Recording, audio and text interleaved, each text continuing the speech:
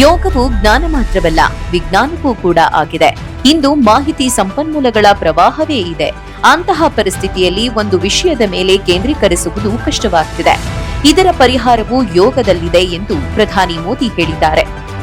ಇಂದು ಅಂತಾರಾಷ್ಟ್ರೀಯ ಯೋಗ ದಿನ. ಪ್ರಧಾನಿ ನರೇಂದ್ರ ಮೋದಿ ಶ್ರೀನಗರದಲ್ಲಿ ನಡೆದ ಯೋಗ ಕಾರ್ಯಕ್ರಮದಲ್ಲಿ ಪಾಲ್ಗೊಂಡು ಮಾತನಾಡಿದರು. ಯೋಗದ ಪ್ರಯಾಣ ಮುಂದುವರಿಯುತ್ತಿದೆ. ಇಂದು ಜಗತ್ತಿನಲ್ಲಿ ಯೋಗ ಮಾಡುವವರ ಸಂಖ್ಯೆ ನಿರಂತರವಾಗಿ ಹೆಚ್ಚಾಗುತ್ತಿದೆ. ಕಳೆದ ವರ್ಷ 130ಕ್ಕೂ ಹೆಚ್ಚು ದೇಶಗಳು ಭಾಗವಹಿಸಿದ್ದ ಅಮೆರಿಕದ ಪ್ರಧಾನ ಕಚೇರಿಯಲ್ಲಿ ಯೋಗ ದಿನಾಚರಣೆ ಮುನ್ನಡೆಸಲು ನನಗೆ ಅವಕಾಶ ಸಿಕ್ಕಿತ್ತು. ಯೋಗಾಸನದಿಂದ ಮಾನಸಿಕ, ದೈಹಿಕ ಆರೋಗ್ಯ ವೃದ್ಧಿಯಾಗುತ್ತೆ. ಯೋಗ ಇಂದು ಜಾಗತಿಕ ಮಟ್ಟದಲ್ಲಿ ಮನ್ನಣೆ ಗಳಿಸಿದೆ. ಯೋಗಾಭ್ಯಾಸದಿಂದ ಅನೇಕ ರೋಗಗಳಿಗೆ ಮುಕ್ತಿ ಸಿಗಲಿದೆ. ರೋಗಗಳು ಗುಣಮುಖವಾಗುವ ಬಗ್ಗೆ ವೈಜ್ಞಾನಿಕವಾಗಿ ದೃಢಪಟ್ಟಿದೆ ಎಂದು ಹೇಳಿದರು. 10 ವರ್ಷಗಳ ಹಿಂದೆ 2014ರಲ್ಲಿ ವಿಶ್ವಸಂಸ್ಥೆ ಜೂನ್ 21 ಅಂತಾರಾಷ್ಟ್ರೀಯ ಯೋಗ ದಿನವನ್ನಾಗಿ ಘೋಷಿಸಿತ್ತು. ಅಂದಿನಿಂದ ಇದನ್ನ ವಿವಿಧ ವಿಷಯಗಳಲ್ಲಿ ಆಚರಿಸಲಾಗುತ್ತಿದೆ. 2024ರ ಯೋಗ ದಿನದ ಥೀಮ್ ಸ್ವಯಂ ಮತ್ತು ಸಮಾಜಕ್ಕಾಗಿ ಯೋಗವಾಗಿದೆ. ಬೆಳಗ್ಗೆ 6:30ಕ್ಕೆ ಯೋಗ ಕಾರ್ಯಕ್ರಮ ಆರಂಭವಾಗಬೇಕಿತ್ತು. ಆದರೆ ಮಳೆಯಿಂದಾಗಿ ಕಾರ್ಯಕ್ರಮವು ತಡವಾಗಿ ಆರಂಭವಾಯಿತು. ಪ್ರಧಾನಿ 7,000 ಜನರ ಜೊತೆ ಯೋಗ ಮಾಡಬೇಕಿತ್ತು. ಆದರೆ ಮಳೆಯಿಂದಾಗಿ ಕೇವಲ 50 ಜನರಿದ್ದ ಸಭಾಂಗಣದಲ್ಲಿ ಯೋಗ ಮಾಡುವಂತಾಯಿತು.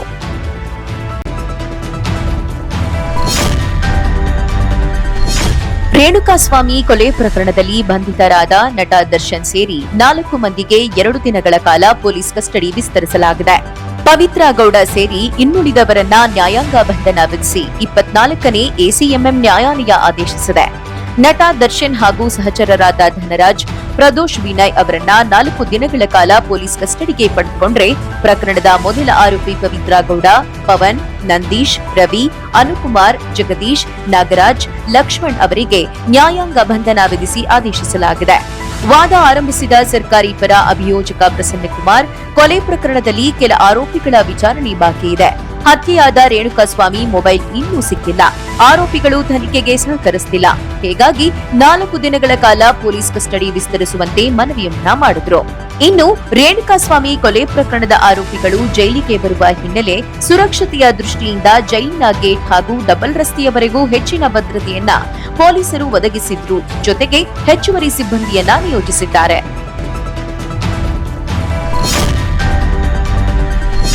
ವೇಗವಾಗಿ ಬೆಳೆಯುತ್ತಿರುವ ಮತ್ತು ಜಾಗತಿಕ ಮಟ್ಟದಲ್ಲಿ ಗಮನ ಸೆಳೆದಿರುವ ಬೆಂಗಳೂರು ಮಹಾನಗರದ ಮುಂಬರುವ ಅಗತ್ಯಗಳನ್ನು ಗಮನದಲ್ಲಿಟ್ಟುಕೊಂಡು ಮತ್ತೊಂದು ವಿಮಾನ ನಿಲ್ದಾಣ ನಿರ್ಮಿಸುವ ಸಂಬಂಧ ಮೂಲಸೌಕರ್ಯ ಅಭಿವೃದ್ಧಿ ಸಚಿವ ಎಂಬಿ ಪಾಟೀಲ್ ಅವರು ಅಧಿಕಾರಿಗಳೊಂದಿಗೆ ಚರ್ಚಿಸಿದ್ರು. ವಿಧಾನಸೌಧ ಸಮಿತಿ ಕೊಠಡಿಯಲ್ಲಿ ನಡೆದ ಸಭೆಯಲ್ಲಿ 2ನೇ ವಿಮಾನ ನಿಲ್ದಾಣ ನಿರ್ಮಾಣದ ಸಾಧ್ಯತೆ ವರದಿ ಸಲ್ಲಿಸುವಂತೆ ಸಚಿವ ಎಂಬಿ ಪಾಟೀಲ್ ಅಧಿಕಾರಿಗಳಿಗೆ ಸೂಚಿಸಿದ್ದಾರೆ. ಈ ಬಗ್ಗೆ ಮಾಹಿತಿ ನೀಡಿರುವ ಸಚಿವರು, ದೆಹಲಿ ಮತ್ತು ಮುಂಬೈ ನಂತರ ಬೆಂಗಳೂರಿನ ಕೆಂಪೇಗೌಡ ಅಂತಾರಾಷ್ಟ್ರೀಯ ವಿಮಾನ ನಿಲ್ದಾಣವು 3ನೇ ಅತಿ ದಟ್ಟಣೆಯ ವಿಮಾನ ನಿಲ್ದಾಣವಾಗಿದೆ.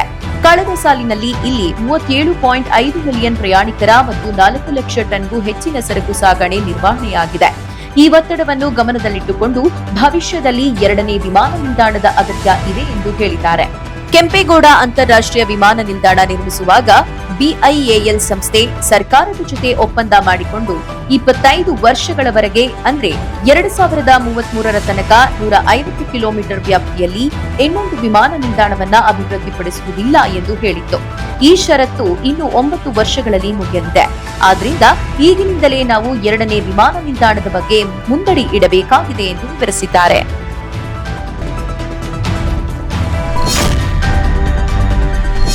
ರಾಜ್ಯದ ಮದ್ಯಪ್ರಿಯರಿಗೆ ಕರ್ನಾಟಕ ರಾಜ್ಯ ಸರ್ಕಾರ ಸಿಹಿ ಸುದ್ದಿ ನೀಡಿದೆ. ಮದ್ಯಪ್ರಿಯರ ಕುರಿತು ಫೆಬ್ರವರಿಯಲ್ಲಿ ಬಜೆಟ್ನಲ್ಲಿ ಕೊಟ್ಟಿದ್ದ ಭರವಸೆಯನ್ನ ಉಳಿಸಿಕೊಳ್ಳುವುದಾಗಿ ತಿಳಿಸಿರುವ ರಾಜ್ಯ ಸರ್ಕಾರ ಜುಲೈ 1ರಿಂದ ವಿವಿಧ ಮದ್ಯದ ಬೆಲೆ ಇಳಿಕೆ ಜಾರಿಗೆ ತರಲಿದೆ. ಇದರಿಂದ ಪಾನಪ್ರಿಯರು ಫುಲ್ ಖುಷ್ ಆಗಿದ್ದಾರೆ. ಜುಲೈ 1ರಿಂದ ವಿವಿಧ ದುಬಾರಿ ಪ್ರೀಮಿಯಂ ಮದ್ಯದ ಅಬಕಾರಿ ತೆರಿಗೆಯನ್ನ ಕಡಿಮೆ ಮಾಡುವುದಾಗಿ ರಾಜ್ಯ ಸರ್ಕಾರ ಘೋಷಿಸಿದೆ.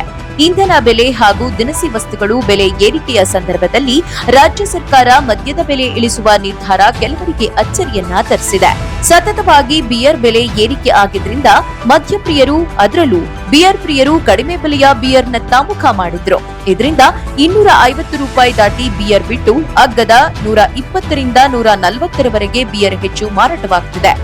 ಇದರ ಬೆನ್ನಲ್ಲೇ ದುಬಾರಿ ಮದ್ಯದ ಬೆಲೆ ಇಳಿಕೆಯ ಮಾಹಿತಿ ಹೊರಬಿದ್ದಿದೆ. ಎಇಡಿ ಪ್ರಮಾಣ ಏರಿಕೆ ಆಗುತ್ತಾ ಬಂದ ಪರಿಣಾಮ ಕರ್ನಾಟಕದಲ್ಲಿ ಬೇರೆ ರಾಜ್ಯಗಳಿಗಿಂತಲೂ ಪ್ರೀಮಿಯಂ ಬ್ರ್ಯಾಂಡ್ ಎಣ್ಣೆ ದರ ಹೆಚ್ಚಿತ್ತು. ಹೀಗಾಗಿ ಬೇರೆ ರಾಜ್ಯಗಳಿಂದ ರಾಜ್ಯಕ್ಕೆ ಮದ್ಯ ತರಿಸಲಾಗುತ್ತಿದೆ.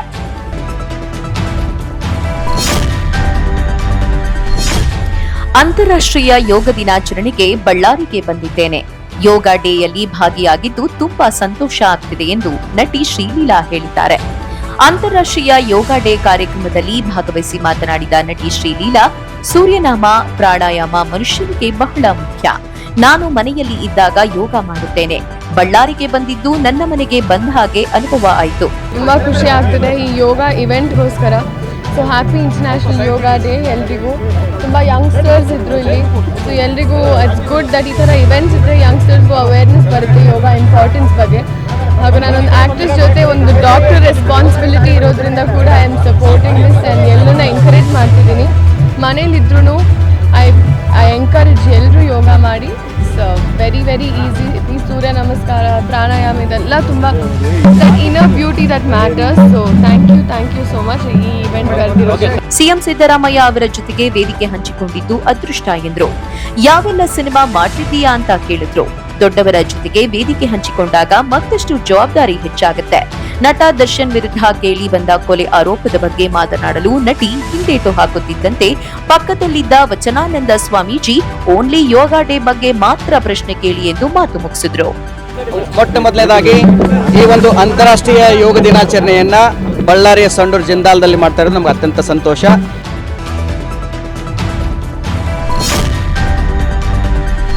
ರಾಜ್ಯದಲ್ಲಿ ಸಾರಿಗೆ ಬಸ್ ಪ್ರಯಾಣ ದರ ಹೆಚ್ಚಳ ಮಾಡುವ ವಿಷಯ ಸದ್ಯ ಸರ್ಕಾರದ ಮುಂದೆ ಇಲ್ಲ ಎಂದು ಮುಖ್ಯಮಂತ್ರಿ ಸಿದ್ದರಾಮಯ್ಯ ಅವರು ಹೇಳಿದ್ರು. ಬಳ್ಳಾರಿ ಜಿಲ್ಲೆಯ ತೋರಣಗಲ್ನ ಜಿಂದಾಲ್ ಏರ್ಪೋರ್ಟ್ನಲ್ಲಿ ಅವರು ಮಾತನಾಡಿದ್ರು. ಬಸ್ ಪ್ರಯಾಣ ದರ ಏರಿಕೆ ಪ್ರಸ್ತಾವನೆ ಸರ್ಕಾರದ ಮುಂದೆ ಇಲ್ಲ ಎಂದು. ಈ ವರ್ಷ ಗ್ಯಾರಂಟಿ ಯೋಜನೆಗಳಿಗಾಗಿ 60,000 ಕೋಟಿ ಅನುದಾನ ಮೀಸಲಿರಿಸಿದ್ದು, ಗ್ಯಾರಂಟಿ ಯೋಜನೆಗಳಿಂದ ರಾಜ್ಯ ಇನ್ನಷ್ಟು ಅಭಿವೃದ್ಧಿಯಾಗಲಿದೆ. ತುಂಗಭದ್ರಾ ಜಲಾಶಯದಲ್ಲಿನ ಹೂಳಿನ ಸಮಸ್ಯೆ ಪರಿಹರಿಸಲು ಕೊಪ್ಪಳ ಜಿಲ್ಲೆ ನವಲಿ ಬಳಿ ಸಮಾನಾಂತರ ಜಲಾಶಯ ನಿರ್ಮಿಸುವ ಕುರಿತು ನೆರೆಯ ಆಂಧ್ರಪ್ರದೇಶ ಮತ್ತು ತೆಲಂಗಾಣ ರಾಜ್ಯಗಳ ಮುಖ್ಯಮಂತ್ರಿಗಳೊಂದಿಗೆ ಮಾತುಕತೆ ನಡೆಸಿ ಮುಂದಿನ ತೀರ್ಮಾನ ಕೈಗೊಳ್ಳಲಾಗುತ್ತೆ ಎಂದರು. ಶಾಲೆಗಳಲ್ಲಿ ಎಲ್ಕೆಜಿ, ಯುಕೆಜಿ ಪ್ರಾರಂಭಕ್ಕೆ ಅಂಗನವಾಡಿ ಕಾರ್ಯಕರ್ತೆಯರು ವಿರೋಧ ವ್ಯಕ್ತಪಡಿಸಿದ್ದು, ಮಹಿಳಾ ಮತ್ತು ಮಕ್ಕಳ ಅಭಿವೃದ್ಧಿ ಇಲಾಖೆ ಹಾಗೂ ಶಿಕ್ಷಣ ಇಲಾಖೆಯ ಅಧಿಕಾರಿಗಳೊಂದಿಗೆ ಚರ್ಚಿಸಿ ಸಮಸ್ಯೆ ಬಗೆಹರಿಸಲಾಗುವುದು. ಪೆಟ್ರೋಲ್, ಡೀಸೆಲ್ ಬೆಲೆ ಹೆಚ್ಚಳ ಮಾಡಿರುವುದು ರಾಜ್ಯದ ಸಮಗ್ರ ಅಭಿವೃದ್ಧಿಗೋಸ್ಕರವೇ ಹೊರತು ಗ್ಯಾರಂಟಿ ಯೋಜನೆಗಳ ಅನುಷ್ಠಾನಕ್ಕಾಗಿ ಅಲ್ಲ ಎಂದರು.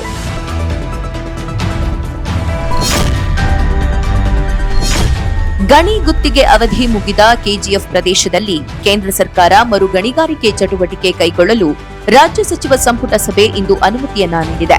ನಿಷ್ಕ್ರಿಯವಾಗಿದ್ದ 1304 ಎಕರೆ ಪ್ರದೇಶದಲ್ಲಿ ಗಣಿ ಗುತ್ತಿಗೆ ಚಟುವಟಿಕೆಗೆ ಮುಂದುವರೆಸಿರುವ ಕೇಂದ್ರದ ಪ್ರಸ್ತಾವನೆಗೆ ಸರ್ಕಾರ ಸಹಮತಿಸಿದೆ.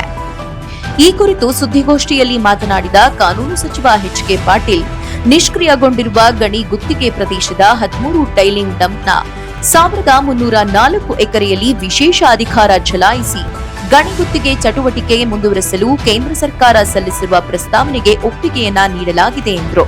2022-23ನೇ ಸಾಲಿನವರೆಗೆ 75.24 ಕೋಟಿ ರೂಪಾಯಿ ಹೊಣೆಗಾರಿಕೆ ಬಾಕಿ ಮೊತ್ತ ಹಾಗೂ 2023-24ನೇ ಸಾಲಿನ ಮೊತ್ತವನ್ನೂ ಸಹ ರಾಜ್ಯಕ್ಕೆ ಪಾವತಿಸುವಂತೆ ಕೆಜಿಎಫ್ನಲ್ಲಿರುವ ಭಾರತ್ ಚಿನ್ನದ ಗಣಿ ಸಂಸ್ಥೆಯವರಿಗೆ ನಿರ್ದೇಶನ ನೀಡುವಂತೆ ಕೇಂದ್ರ ಸರ್ಕಾರಕ್ಕೆ ಕೋರಲಾಗಿದೆ ಎಂದು ಹೇಳಿದರು. ನವೆಂಬರ್ 26ರ ಸಂವಿಧಾನ ದಿನಾಚರಣೆ ಮತ್ತು ಆಗಸ್ಟ್ 15ರ ಸ್ವಾತಂತ್ರ್ಯ ದಿನಾಚರಣೆಯಂದು ರಾಜ್ಯದ ಎಲ್ಲಾ ಸರ್ಕಾರಿ ಕಚೇರಿಗಳು, ಸರ್ಕಾರಿ ಸ್ವಾಮ್ಯಕ್ಕೆ ಒಳಪಡುವ ಸಂಸ್ಥೆಗಳು ಹಾಗೂ ಶೈಕ್ಷಣಿಕ ಸಂಸ್ಥೆಗಳು ಸೇರಿದಂತೆ ಸರ್ಕಾರದ ವತಿಯಿಂದ ನಡೆಯುವ ಸಮಾರಂಭಗಳಲ್ಲಿ ರಾಷ್ಟ್ರಪಿತ ಮಹಾತ್ಮ ಗಾಂಧಿ ಭಾವಚಿತ್ರದೊಂದಿಗೆ ಸಂವಿಧಾನ ಪಿತಾಮಹ ಡಾಕ್ಟರ್ ಬಿಆರ್ ಅಂಬೇಡ್ಕರ್ ಭಾವಚಿತ್ರವನ್ನು ಸಹ ಕಡ್ಡಾಯವಾಗಿ ಇಡಲು ತೀರ್ಮಾನಿಸಲಾಗಿದೆ ಎಂದು ತಿಳಿಸಿದರು.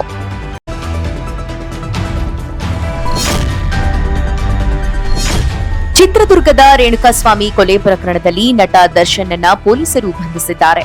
ದರ್ಶನ್ ಬಂಧಿಸಿದ ದಿನದಿಂದ ಇಂದಿನವರೆಗೂ ಒಂದಲ್ಲ ಒಂದು ವಿಚಾರದಲ್ಲಿ ಅವರ ಬಗ್ಗೆ ಸಾಕಷ್ಟು ಚರ್ಚೆಯಾಗ್ತಿದ್ದು, ಅದರ ಸಾಲಿನಲ್ಲಿ ಅಹಿಂಸಾ ಚೇತನ್ ಸೇರಿಕೊಂಡಿದ್ದಾರೆ. ದರ್ಶನ್ ಹಳೆಯ ಗಲಾಟೆಗಳು, ಪತ್ನಿ ಜೊತೆ ಜಗಳ, ಪವಿತ್ರ ಗೌಡ ಜೊತೆಗಿನ ಸಂಬಂಧ, ಅವರ ಸ್ನೇಹಿತರ ಬಳಗದ ಬಗ್ಗೆ ಕೂಡ ಸಾಕಷ್ಟು ಚರ್ಚೆಯಾಗ್ತಿದೆ. ದರ್ಶನ್ ಅನೇಕ ಬಾರಿ ತಾನು ಲೈಟ್ ಬಾಯ್ ಆಗಿ ಕೆಲಸ ಮಾಡಿದ್ದೆ ಎಂದು ಹೇಳಿಕೊಂಡಿದ್ರು. ಲೈಟ್ ಬಾಯ್ನಿಂದ ಕನ್ನಡದ ಸೂಪರ್ ಸ್ಟಾರ್ ನಟರಾಗಿ ಬೆಳೆಯಲು ಸಾಕಷ್ಟು ಕಷ್ಟಪಟ್ಟಿದ್ದೇನೆ ಎಂದು ಹೇಳಿದ್ರು. ಈಗ ಆ ಚರ್ಚೆಗೆ ಚೇತನ್ ಅಹಿಂಸಾ ಸೇರಿಕೊಂಡಿದ್ದು ದರ್ಶನ್ ಲೈಟ್ ಬಾಯ್ ಆಗಿ ಕೆಲಸ ಮಾಡಿರಲಿಲ್ಲ ಎಂದು ಸಾಕ್ಷಿಯನ್ನ ನೀಡಿದ್ದಾರೆ. ಎಕ್ಸ್ನಲ್ಲಿ ಪೋಸ್ಟ್ ಮಾಡಿರುವ ನಟ ಚೇತನ್ ಅಹಿಂಸಾ, ದರ್ಶನ್ ಶ್ರೀನಿವಾಸ್ ಅವರು ಛಾಯಾಗ್ರಾಹಕ ಸಹಾಯಕರಾಗಿ ಕೆಲಸ ಮಾಡಿರುವ ಜನಮದ ಜೋಡಿ ಚಿತ್ರದ ಶೀರ್ಷಿಕೆ ಕಾರ್ಡ್ ಇಲ್ಲಿದೆ. ಇದೇ ಸಾಕ್ಷಿ. ನಟ ದರ್ಶನ್ ಲೈಟ್ ಬಾಯ್ ಅಲ್ಲ, ಚಲನಚಿತ್ರೋದ್ಯಮದ ಉದ್ಯೋಗ ಶ್ರೇಣಿಯಲ್ಲಿ ಲೈಟ್ ಬಾಯ್ ಕೆಳಭಾಗದಲ್ಲಿದ್ದಾನೆ ಮತ್ತು ಕ್ಯಾಮೆರಾ ಸಹಾಯಕ ಎಲ್ಲೋ ಮಧ್ಯದಲ್ಲಿದ್ದಾನೆ ಎಂದು ಹೇಳಿದ್ದಾರೆ. ಜನಮದ ಜೋಡಿ ಶೀರ್ಷಿಕೆ ಕಾರ್ಡ್ ಫೋಟೋವನ್ನು ಕೂಡ ಚೇತನ್ ಹಂಚಿಕೊಂಡಿದ್ದಾರೆ. ಚಿತ್ರದ ಛಾಯಾಗ್ರಾಹಕ ಬಿಸಿ ಗೌರಿಶಂಕರ್ ಅವರಿಗೆ ದರ್ಶನ್ ತೂಗುದೀಪ ಅವರು ಸಹಾಯಕರಾಗಿ ಕೆಲಸ ಮಾಡಿದ್ರು ಎಂದು ಹೇಳಿದ್ದಾರೆ.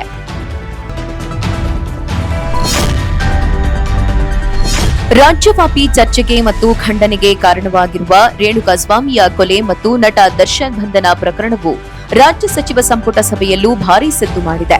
ಇಂತಹ ಕ್ರೂರತನವನ್ನ ನಾನೆಂದೂ ನೋಡಿಯೇ ಇಲ್ಲ ಎಂದು ಕೊಲೆಯ ಬಗ್ಗೆ ಖುದ್ದು ಮುಖ್ಯಮಂತ್ರಿ ಸಿದ್ದರಾಮಯ್ಯ ಅವರು ಮಾತನಾಡಿದ್ದಾರೆ ಎನ್ನಲಾಗಿದೆ. ಸಚಿವ ಸಂಪುಟ ಸಭೆ ಎಂದಿನಂತೆ ಆರಂಭವಾಗುತ್ತಿದ್ದಂತೆ ದರ್ಶನ್ ಅಂಡ್ ಗ್ಯಾಂಗ್ ಮಾಡಿದ ಹತ್ಯೆ ಪ್ರಕರಣ ಕುರಿತು ಮಾತನಾಡಿದ್ದಾರೆ.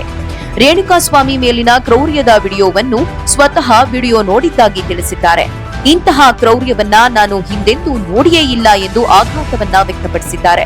ಇಂದಿನ ಸಚಿವ ಸಂಪುಟ ಸಭೆಯಲ್ಲಿ ಅನಗತ್ಯವಾಗಿ ಯಾರೂ ತುಟಿ ಬಿಚ್ಚಬೇಡಿ, ಪರವಿರೋಧ ಚರ್ಚೆ ಬೇಡ ಎಂದು ಸಿದ್ದರಾಮಯ್ಯ ಅವರು ಶಾಸಕರು, ಸಚಿವರುಗಳಿಗೆ ಖಡಕ್ ವಾರ್ನಿಂಗ್ ಮಾಡಿದ್ದಾರಂತೆ. ಪಬ್ಲಿಕ್ ಪ್ರಾಸಿಕ್ಯೂಟರ್ ಬದಲಾವಣೆಯ ವದಂತಿ ಎದ್ದಾಗಲೂ ಸಹ ಮುಖ್ಯಮಂತ್ರಿಗಳು ಈ ಬಗ್ಗೆ ಸ್ಪಷ್ಟನೆ ಕೊಟ್ಟಿದ್ದಾರೆ. ಯಾವುದೇ ಕಾರಣಕ್ಕೂ ಎಸ್ಪಿಪಿ ಬದಲಾವಣೆ ಇಲ್ಲ ಎಂದು ಟ್ವೀಟ್ ಮೂಲಕವೂ ಖಚಿತಪಡಿಸಿದ್ದಾರೆ. ವಿಕೃತವಾಗಿ ಸಾಯಿಸಿದ ದರ್ಶನ್ ಗ್ಯಾಂಗ್ ಪವಿತ್ರ ಗೌಡಗೆ ಅಶ್ಲೀಲ ಮೆಸೇಜ್ ಮಾಡಿದ್ದ, ತನ್ನ ಮರ್ಮಾಂಗದ ಫೋಟೋ ಕಳುಹಿಸಿದ್ದ ಎಂಬ ಕಾರಣಕ್ಕೆ ಚಿತ್ರದುರ್ಗದಿಂದ ಅಪಹರಿಸಿಕೊಂಡು ಬಂದಿದ್ದ ರೇಣುಕಾಸ್ವಾಮಿಯ ಮರ್ಮಾಂಗ ಚರ್ಮ ಸುಲಿದಿದ್ದಾರೆ ಎನ್ನಲಾಗಿದೆ. ಈ ಕುರಿತ ಫೋಟೋಗಳು ಹರಿದಾಡುತ್ತಿವೆ.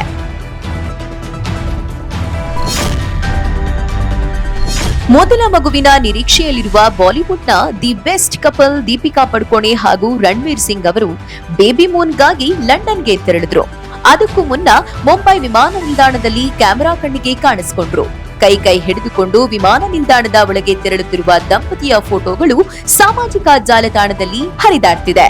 ನೆಟ್ಟಿಗರು ಕೂಡ ತಾರಾ ಜೋಡಿಗೆ ಶುಭಾಶಯವನ್ನ ಕೋರ್ತಿದ್ದಾರೆ. ವಿಮಾನ ನಿಲ್ದಾಣಕ್ಕೆ ಆಗಮಿಸುತ್ತಿದ್ದಂತೆ ಕಾರಿನ ಬಾಗಿಲು ತೆರೆದ ರಣವೀರ್ ಸಿಂಗ್ ಪತ್ನಿ ದೀಪಿಕಾಳ ಕೈ ಹಿಡಿದುಕೊಂಡು ಚೆಕ್ ಇನ್ ಗೇಟಿನತ್ತ ಸುರಕ್ಷಿತವಾಗಿ ಕರೆದುಕೊಂಡು ಹೋಗುತ್ತಿರುವ ದೃಶ್ಯ ವಿಡಿಯೋದಲ್ಲಿ ಸೆರೆಯಾಗಿದೆ. ತಾರಾ ಜೋಡಿ ಕ್ಯಾಮೆರಾ ಕಣ್ಣಿಗೆ ಕಾಣಿಸಿಕೊಳ್ಳುತ್ತಿದ್ದಂತೆ ರಣವೀರ್ ಮತ್ತು ದೀಪಿಕಾ ಅವರನ್ನು ಸುತ್ತುವರೆದ ಪಾಪರಾಜಿಗಳು ಪೋಸ್ ನೀಡುವಂತೆ ಕೇಳಿದ್ರು.